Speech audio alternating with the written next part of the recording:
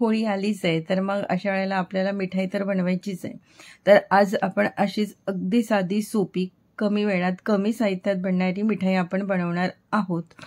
त्यात ना आपल्याला कुठला मावा हवा, ना चाचणी बनवायची गरज आहे, ना मिल्क पावडर हवं आहे, ना कुठली मलाई हवी आहे. अगदी साधी, सोपी आपण मिठाई बनवणार आहोत आणि सहज ती 10-15 दिवस टिकेल, खराब होण्याचा तर प्रश्नच नाही आणि कोणीही बनवू शकेल. इतकी ही साधी, सोपी मिठाईची रेसिपी आहे आणि इतकी नरम होते की तोंडात टाकल्या ती विरघळते. घरातले लहान मोठे ज्यांच्या मुखात दात नाही ते सुद्धा छान अशा आवडीने खातील. चवीला खूप छान लागते. चला तर मग आपण रेसिपीला सुरुवात करूया. तर मी इथे घेतलंय 1 कप बेसन पीठ. तर कुठली वाटी घ्यायची किंवा कुठलाही कप घ्यायचा आणि त्या मापाने घ्यायचं, कारण नंतर बाकीचं साहित्य सुद्धा आपल्याला त्याच मापाने घ्यायचं आहे. तर आता हे बेसन आपल्याला भाजून घ्यायचं आहे 2 ते 3 मिनिट. ड्राय रोस्ट करायचं, भाजताना तूप घालायचं नाही, गॅस कमी ठेवायचा आणि 2 ते 3 मिनिट आपल्याला हे बेसन भाजून घ्यायचं आहे. म्हणजे काय होणार, याचा कच्चा पण निघून जाईल आणि छान अशी याला सुगंध येईल. शिवाय जेव्हा आपण मिठाई बनवतो तुपाचं प्रमाण पण आपल्याला कमी लागेल. नंतर आपण यात घालायचं डेसिकेटेड कोकोनट. ज्या कपाने आपण पीठ घेतलं त्याच कपाने आपण हे डेसिकेटेड कोकोनट घ्यायचं आणि मिक्स करायचं. हे सुद्धा 1 ते 1.5 मिनिट आपण भाजून घ्यायचं.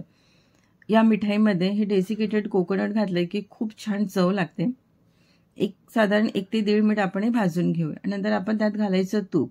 तर ज्या कपाने मी पीठ घेतलं त्याच कपाने तूप घेतलेलं आहे. पूर्ण 1 कप तूप घेतलेलं आहे आणि हे मिक्स करायचं 2-1 मिनिट.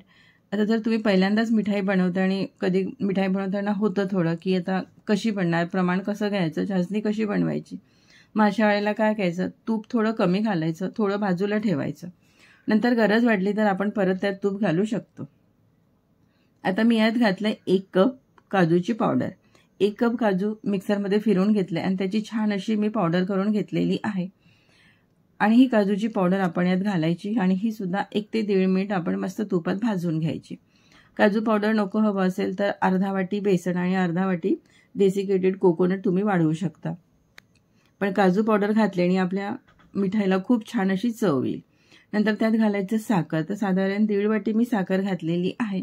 साखर घालून हे मिक्स करून घ्यायचं 1 ते 1.5 मिनिट आणि ही साखर छान अशी विरघळू द्यायची, छान अशी मेल्ट होऊ द्यायची. आणि अशा प्रकारे काजूचं पावडर टाकून जर मिठाई केली ना खूप चवीला खूप छान लागते. घरचे नक्की तुमची तारीफ करतील.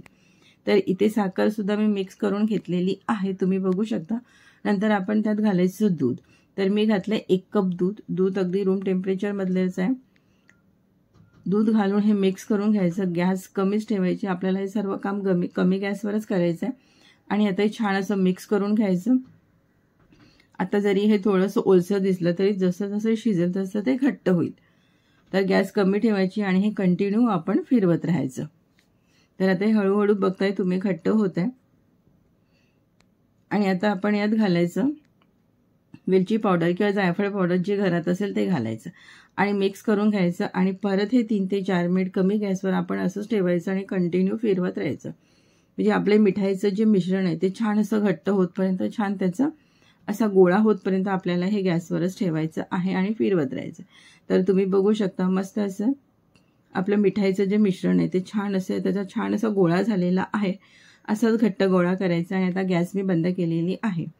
तर आता आपल्याला मिठाई सेट करायची आहे. ते एका प्लेटमध्ये मी लावले तूप, त्यावर ठेवायचं बटर पेपर आणि बटर पेपरला सुद्धा आपण थोडंसं तूप लावून घ्यायचं. गरज नाही पण लावून घ्यायचं थोडंसं तूप. आणि आता आपल्या मिठाईचं सर्व मिश्रण आपण आपल्या प्लेटमध्ये ओतायचं आणि हे हलकंसं चमच्याने दाबून आपण मस्त असं सेट करून घेऊया. सगळीकडे व्यवस्थित छान असं पसरून घ्यायचं आणि सेट करायचं आणि याला रूम टेम्परेचरमध्ये 3 ते 4 तास ठेवायचे. जर घाई असेल तर तुम्ही याला फ्रीजमध्ये ठेवू शकता. तर मी आता हे फ्रीजमध्ये ठेवणार आहे 1-2 तासाकरता आणि 2 तासानंतर तुम्ही बघू शकता आपली मिठाई अगदी व्यवस्थित छान अशी सेट झालेली आहे. जर तुम्ही पूर्ण व्हिडिओ बघितला असेल तर तुमच्या लक्षात आलं असेल अगदी कमी साहित्यात मस्त अतिशय टेस्टी आपली ही मिठाई तयार झालेली आहे. आता आपण याचा पेपर काढून घेऊया. जर तुम्हाला पूर्ण काजू नको हवे असतील तर काजू आणि बदाम अर्धे घेऊन त्याची पावडर केली तरीही चालेल. पण बदाम घातले की बदामने खूप छान चव येते.